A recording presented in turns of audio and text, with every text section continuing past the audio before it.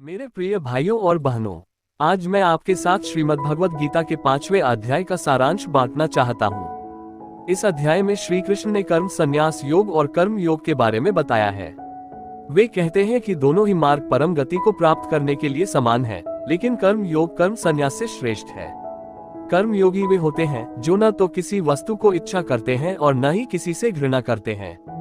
वे सभी द्वंद्वों से मुक्त होकर निरंतर भगवान का स्मरण करते हैं। वे अपने शरीर को 9 द्वारों वाला नगर समझते हैं जिसमें आत्मा विराजमान है। वे न तो अपने कर्मों का कर्ता मानते हैं और न ही उनके फल का भोक्ता।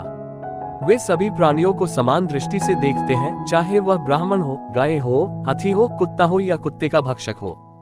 वे सदा सत्य में स्थित रहते हैं और भगवान की भक्ति में लीन होते हैं। श्री कृष्ण ने फिर कर्म संन्यास योग का वर्णन किया है।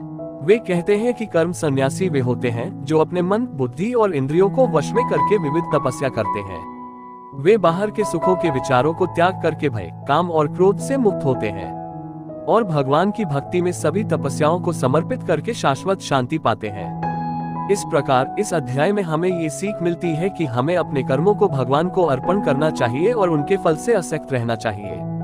हमें अपने आत्मा को जानना चाहिए और भगवान के साथ एकता का अनुभव करना चाहिए। इससे हमें इस संसार के दुखों से मुक्ति मिलेगी और हमें परमानंद का आनंद प्राप्त होगा। धन्यवाद।